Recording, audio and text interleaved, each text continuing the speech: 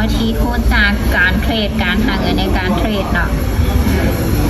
คือในลักษณะนี้นี่เชื่อว่าหลายๆคนนี่อยากจะขายลงเนาะแต่อย่าเฝ้าเด้อเนาะในกรณีนี้นี่ในอนาคตข้างหน้าเนาะก็คือเปอร์เซ็นต์ในการซื้อขึ้นนี้จะสูงมากเนาะเพราะว่าตลาดนี้เริ่มหักตัวแล้วเนาะใครซื้อเริ่มขาดแทรกแล้วเนาะแล้วก็ในการมาเทรดมือนี่เนาะค่อยกับบริมาคนเดียวเนาะสวัสดีที่เดือเก้า สวัสดี กำไรเท่าไหร่แล้ววันนี้50 บาทนี่นะ50 บาทเนาะหาเงินง่ายๆเนาะ เมน กำไรมื้อละล้านสิเป็นโคตรซิวเนาะอาจจะเสียงนั้นน้อยนึงเนาะเพราะว่าออกมานอกเนาะเดี๋ยวค่อยจะมาให้เบิงเด้อว่าในการหาเงินในทางการเทรดนี่เนาะคือเทรดเดอร์9มื้อนี้กะสร้างกำไรไป50 ตอนแล้วเนาะค่อยก็จะบอกให้น้อยหน้าลาวเนาะเดี๋ยวจะมาหาจับจังหวะเบิงตลาดก่อน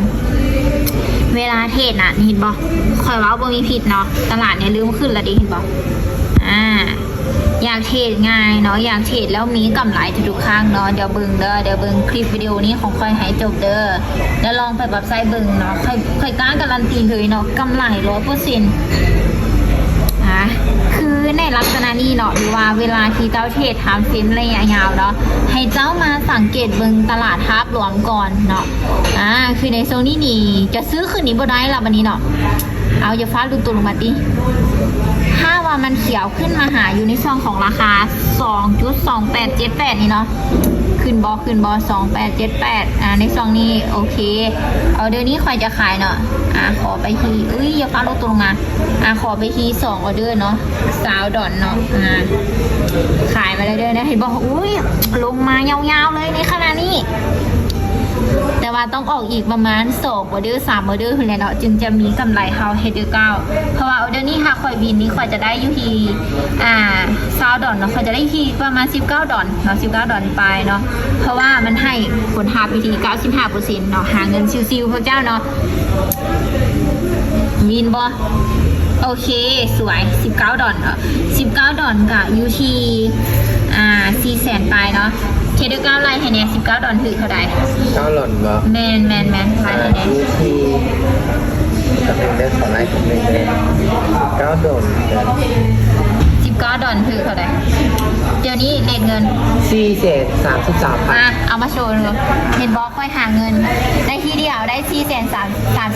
433,200ในการหาเงินเนาะบอดี้ยากเนาะบอดี้ยากเด้อย้ำเลยว่าบอดี้ยากเนาะเขายังแต่เข้าใจในเท่านี้เลยเนาะยังแต่เข้าใจในเท่านี้เลยเนาะเดี๋ยวค่อยจะให้เบิ่งอีกเนาะเวลาที่จะเข้าเนาะคือนี่ช่วงนี้ก็คือเดี๋ยวกำลังรอผลอยู่เนาะเดี๋ยวโอเคเนาะในกราฟนี่เริ่มโบได้แล้วเนาะเดี๋ยวจะมาเบิ่งกราฟสุยเด้อมีหลายกราฟให้เลือกอยู่เนาะในเว็บที่ค่อยเลือกเทรดนี่นะในสำหรับของ BX Trade เนาะแล้วก็มีความปลอดภัยสูงอีกเนาะในจังหวะนี้เนาะตัวนี้นี่เป็นบัญชีที่ค่อยไซส์เก็บโดยเฉพาะเลยเนาะไซส์ทางกำไรเก็บโดยเฉพาะเลยเดี๋ยวเดี๋ยวค่อยจะมาถอนให้เบิ่งเนาะว่ากำไรมันจะได้เท่าไหร่มือนี้นี่ขอเอาแซงเฮดเดอร์9กันเนาะเฮดเดอร์9มีกำไร50ค่อยก็จะให้มันได้หลายก่อนเราก่อนกระเทียดดีกว่าเจ้ากระเทียดดีกว่าในกำลังเนาะมือเช้าบวกไปแล้วมือเช้านี่เราบวกไปแล้วเนาะแม้เราสิเทศอีกละการหาเงินบริยากในทางนี้นะพวกเจ้าเนาะเมนบอกเทเดเก้าเมน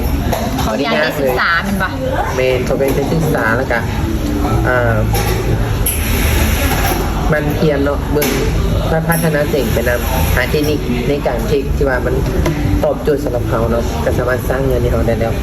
ดี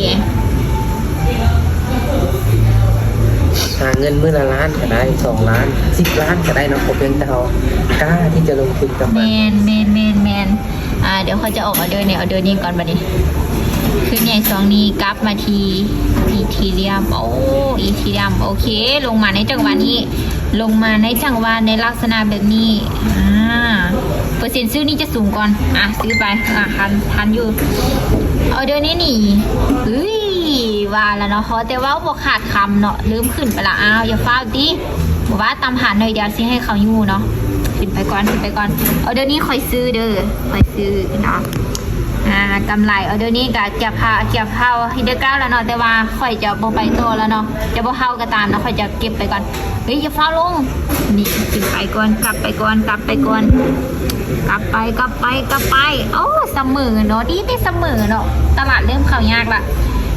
ใครที่ว่าอยากรู้ว่าค่อยจะมีกำไรเท่าเฮดเดอร์เก้าบ่เนาะเดี๋ยวติดตามใน EP ต่อไปเด้อเพราะว่า EP นี้ค่อยจะจุเท่านี้ก่อนตลาดเริ่มขี้ลายละจะไปเบิ่ง EP 2เดี๋ยวอีกประมาณ30 นาทีค่อยจะมาเข้าอีก